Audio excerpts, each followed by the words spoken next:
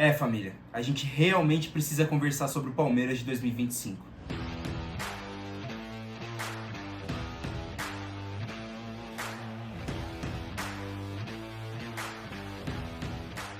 Fala palestra, Gustavo aqui. Cara, depois do jogo de ontem, não teve nem como ter pós-jogo aqui no YouTube. Saiu na nossa página no Instagram, @palestraamendoim, segue aí. Mas aqui precisava de algo mais sensato, digamos assim, algo mais racional. E naquele momento, não tinha como ter. A partida que o Palmeiras fez ontem foi deplorável e acho que escancarou, não só o Palmeiras, pro São Paulo também, na realidade, o ano horrível e o planejamento horrível que os dois estão tendo. O trabalho pífio, tanto do Abel quanto do Zubeldia. Só que lá, a questão deles, a gente não vai tratar disso aqui. O problema do Palmeiras, na realidade, vai mais embaixo. Falar só do Abel Ferreira acaba sendo superficial. E é pra vocês verem o tamanho do problema que a gente tá envolvido. Abel Ferreira, Leila Pereira, Anderson Barros. O maior problema do Abel, na realidade, não é só o cansaço. Não é só a questão de ele estar esgotado. Não é só a questão de que parece que ele foi embora junto com aquele pré-contrato em 2023. A questão do Abel ele é maior. O problema do Abel é que ele vai em uma coletiva de imprensa e ao invés de ficar do lado do torcedor, não, ele fica do lado da diretoria. Só que ele não mantém esse argumento. Quando o Palmeiras ganha, ele elogia. Ele fala, pô, a diretoria vai bem, Leilas e Barros são excelentes no que fazem. Nunca vi um diretor de futebol como Anderson Barros na minha vida. Só que quando perde, ele cobra os reforços, que sim, são necessários. Só que por que não faz isso em todas as coletivas? Em algumas ele chega e fala, eu já cansei de falar dos reforços, eu não quero mais falar disso, é o que temos. Em outras, quando ele parece que ele quer uma colher de chá ali da imprensa, ele vira e fala, precisamos de reforços, não tem como jogar com esse elenco tão curto. Pô, se decide. A mesma crítica vale para as inconstâncias dele. Se há 5 rodadas atrás o Flaco tinha 5 quilos, tinha perdido os 5 quilos durante a pré-temporada e não conseguia estar no mesmo nível físico de outros atletas, o que mudou? Recuperou tão rápido assim 5 quilos? E o Thales, que antes era o melhor 9 que o elenco tinha, né, naquela situação, agora já não é mais? Agora perdeu essa posição? Figueiredo não entrou em jogo nenhum. Entrou no Clássico, entrou no derby contra o Corinthians e sumiu. A Tuesta vinha tendo ali uma relevância, porque não, vamos colocar porque o jogador pediu para ter mais uma oportunidade. O Palmeiras é uma casa de caridade. Tá aí, foi vendido, não ficou. Conseguiu provar que foi um investimento que não deu certo. Ponto final. Aliás, como vários que o senhor Anderson Barros fez. Aí vale a gente lembrar, faltam 11 dias para a janela de transferências fechar. 11 dias. O único reforço de ataque que o Palmeiras tem é o Paulinho, que está machucado. Isso não é uma inconsistência da Leila, que ano passado, em dezembro, assim que ganhou as eleições, disse, não, a gente mudou a nossa postura no mercado, esse ano o Palmeiras vai ser agressivo. A gente tá vendo. Começou a ter agressivo, o problema é justamente esse. Deu ali uma esperança pro torcedor. Contratou Paulinho, contratou Facundo Torres e parou. Estagnou, de novo. Ficou um mês atrás de um Andreas Pereira que não fez esforço nenhum para vir. Que claramente era uma negociação que todo mundo conseguia ver que ia dar errado. Assim como tá atrás de um Vitor Roque agora, aliás, pasmem, tá atrás de um Vitor Roque agora. Porque o que dizem é que não fez nem proposta. Como você pode dizer que você tem interesse em um jogador se você só fica conversando? Isso não faz sentido nenhum. É óbvio que o cara não vai vir. O Palmeiras já não é a opção dele que quer ficar na Europa. Aí você ainda por cima ficar só conversando? Isso não faz sentido. O trabalho da Leila e do Anderson Barros, principalmente fora de campo, que é o que mais preocupa, o Palmeiras dentro de campo preocupa sim. Só que quando o problema é treinador, é fácil de resolver. Você chega e você troca. Agora quando o problema é diretoria, aí meu amigo, aí fica complicado de resolver. Vale um esforço de memória pra gente lembrar, por exemplo, o Palmeiras do Alexandre Matos, que era o Palmeiras que contratava muito, que tinha um bom elenco, principalmente ali de 2016 pra frente. Quando não dava certo um treinador, ele ia e dispensava. A mesma coisa que o Flamengo vinha fazendo com o Marcos Braz, inclusive. Quando o elenco sustenta, não importa muito ali o treinador. Vai importar por uns meses, quando você achar que o treinador é descartável, você vai continuar ganhando títulos. Pelo menos no futebol brasileiro, né? Que é a nossa cultura, digamos assim, imediatista. Não tinha um projeto de treinador, mas era um time vitorioso, era um time que sempre brigava nas cabeças. Agora, com o Abel Ferreira, é bem verdade, a gente ganhou esse projeto esportivo. Só que é um projeto esportivo que vem morrendo a cada ano. Vale lembrar, não foi Anderson Barros que trouxe Abel Ferreira, foi um intermediário. Nem isso ele teve a capacidade. Então é esse o susto. Beleza, ruim com Abel Ferreira, talvez pior sem ele. Esse é o exercício mental que infelizmente a gente tem que fazer. Esse é o grande susto. Vamos supor que a gente demita Vamos supor que o Anderson Barros demita o Abel Ferreira amanhã, que a Leila demita o Abel Ferreira amanhã, inclusive. Quem vem?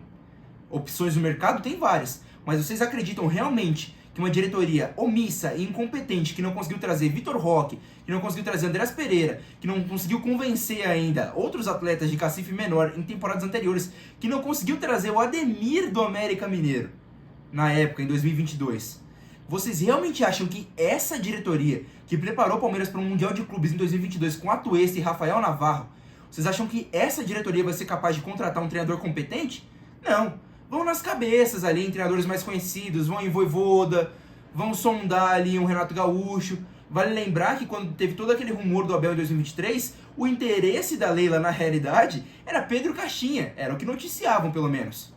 Para vocês verem, Pedro Caixinha, que hoje é um treinador muito contestado no Santos. Não deu certo no Bragantino, fez um bom ano pelo Bragantino, um bom ano de 2023. Somente. Ano passado, o trabalho dele no Bragantino foi pífio. Fez o Bragantino brigar para não cair. Tudo bem que no elenco não é lá essas coisas também. Mas vocês conseguem imaginar o tamanho do problema que o Palmeiras tem com essa diretoria? E o problema vai além, vai na política do Palmeiras. Quando a gente repara que o marido da Leila, o senhor Crefiso, foi eleito conselheiro com acho que a segunda maior porcentagem de votos, só atrás da própria Leila Pereira. A política do Palmeiras está vendida. A oposição não tem espaço. Quando chega um cara que talvez o Savério não fosse a melhor opção. Talvez não fosse. Mas era a opção que a gente tinha para combater isso. E era o momento de fazer essa escolha. Não fizemos. Os sócios não fizeram. Leila Pereira foi reeleita e a gente tá aí. Ela dizia tanto na campanha dela que ela tinha medo que se o Savério assumisse, o Palmeiras voltaria a 2012. Leila, o que você tá fazendo no Palmeiras? Cadê as suas contratações de nível A que você prometeu? Ou você realmente acha que o Mikael do Houston Dynamo é essa contratação nível A? Cara, você não vai nem nos melhores jogadores da MLS. Você vai nos jogadores questionáveis ali, os bonecos que ninguém conhece. Que se soltar no shopping, ninguém reconhece. Se soltar ali no Bourbon, ninguém para pra tirar uma foto. E não é culpa deles, tá? Vale lembrar, o Emiliano Martinez chegou contestadíssimo, mas a culpa não é dele. A culpa não é dele, a culpa é de quem trouxe. E ainda assim, vem fazendo boas atuações, vem sendo seguro, principalmente nessa fase instável do Aníbal Moreno que ele vem vivendo. A gente também precisa da volta dele, tá? Aníbal Moreno é um atleta que caiu muito de rendimento. Mas ainda assim, eu tava pensando antes de fazer esse vídeo, porque eu lembrei de uma história que eu gosto muito. De futebol inglês, pra quem gosta, pra quem acompanha. Talvez você já tenha ouvido falar em Brian Clough, treinador lendário do Nottingham Forest. Conquistou as 2 Champions que o Nottingham Forest tem hoje, e que eles até fazem as piadas com o Arsenal, que o Arsenal não tem e o Nottingham Forest tem. O problema do Clough é que ele ficou tanto tempo no Nottingham Forest, que o trabalho dele foi morrendo. Era um baita treinador, tá? Uma lenda do futebol inglês e do futebol mundial. Mas ainda assim não conseguiu se adaptar aos tempos modernos. E na primeira temporada de Premier League, o Nottingham caiu. Lógico, não tô falando que isso vai acontecer exatamente com o Palmeiras, principalmente com o Palmeiras de Abel Ferreira. Mas o Abel demonstra cansaço. O Abel muitas vezes não demonstra vontade de estar aqui. A gente até fica feliz quando ele dá uma vibração ali na beira do campo, porque a gente fala, pô, quem sabe o Abel não volta, né? A gente fica feliz quando o Palmeiras faz 2, 3 bons jogos, porque a gente fala, meu, finalmente esse time vai voltar, finalmente tá retornando ao bom tempo. Que há 3 anos, talvez, desde o finalzinho de 2023, o Palmeiras já não apresenta um bom futebol. Em 2023 dependeu do Endrick, em 2024 dependeu do Estevão, né? Vamos ser sinceros aqui. Aí o Palmeiras anuncia a nova coleção de camisas de 2025. Pô, a camisa é igualzinha de 2022, cara. Isso é um sinal divino de que o Palmeiras vai voltar. Vocês conseguem reparar o quanto a gente está se prendendo a uma nostalgia de um tempo? Porque o presente não está entregando isso pra gente? Isso é triste, cara. Isso é simplesmente triste. É realmente triste o que estão fazendo o Palmeiras. Aí teve um comentário nos nossos vídeos no Instagram essa semana, que o cara comentou, mas você não tá vendo? O Abel tá sacrificando o Paulistão, ele quer sacrificar o Paulistão. Porque ele quer essa pré-temporada para poder jogar os outros campeonatos. Cara, não parece. De verdade. Tudo bem, foi usado para testes, e isso o Abel deixou muito claro no começo da temporada. Só que então assuma que não vai ser só para testes, até porque você tá há 5 anos no elenco, você conhece cada jogador, o que ele pode te entregar e o que ele não pode. A gente já teve 3 anos de Flaco Lopes. Alguém realmente acredita que ele vai entregar mais do que ele já entregou? O Flaco é isso. Aceite ou venda. O Vanderlan é isso. Aceite ou venda. Não tem o que fazer com esses caras. O Flaco é um 9 reserva muito bom. É um bom nome para compor elenco. Para ser titular, jamais. Jamais. O Vanderlan talvez precisasse de uma experiência no exterior. Talvez fosse emprestado ali. A gente escancara a falta de planejamento de novo. Porque agora o Maurício machucou e a gente só tem opções de base para substituírem. Ou então ele volta com o esquema antigo que seja, né? A volta do Estevão vai fazer isso de qualquer forma. Vai jogar Estevão e Flaco ali na frente. Muito provavelmente. A gente espera que o Felipe Anderson volte também. Mas aí emprestou o coitado do Rômulo pro Ceará, que não teve nem espaço aqui. Disseram que o Paulista ia ser o tempo dele se mostrar, o cara não podia nem jogar na primeira fase. Sério que você vai fazer o cara rodar o elenco, vai ter time A e time B, sendo que o cara que tá precisando da oportunidade ali, tá precisando mostrar, você vai deixar ele jogar um jogo e no outro ele vai descansar? Ele não quer descansar, Abel. Ele quer te mostrar o potencial dele. Se no final do Paulistão o cara realmente não jogasse, tudo bem, aí você dispensa. Mas teve momentos que o Rômulo mostrou que podia sim ajudar o elenco. Inclusive ano passado contra o fraquíssimo Botafogo de São Paulo, que vai ser o nosso jogo de quinta-feira, o jogo de vida ou morte, olha só a coincidência. Que ele nos ajudou, deu aquele passe maravilhoso pro Estevão que fez o gol e a gente passou de fase na Copa do Brasil, o que não ajudou muito porque a gente caiu pro Flamengo logo em sequência. É bem verdade sim que a gente também tá dando azar nos sorteios. Só que se qualquer time de futebol for depender só dessa desculpa, dessa muleta de a gente não deu sorte no sorteio, cara, se você quer ser o melhor, você tem que ganhar dos melhores. É simples.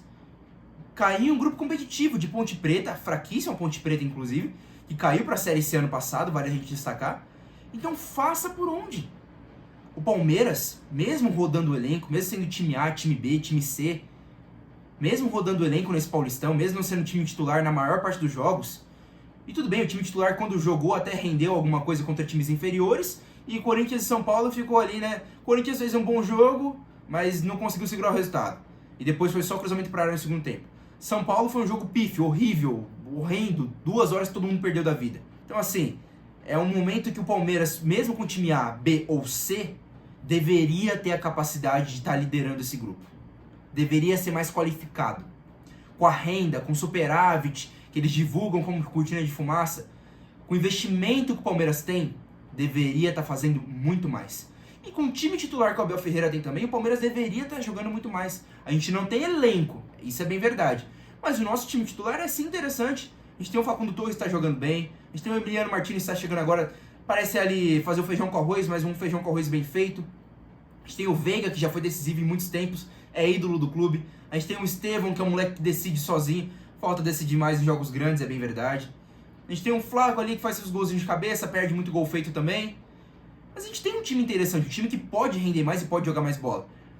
Então a reflexão da noite, na realidade, é essa. Que o problema do Palmeiras, infelizmente, não é só a capacidade técnica. É técnica, é da diretoria, é de todo mundo, é da política.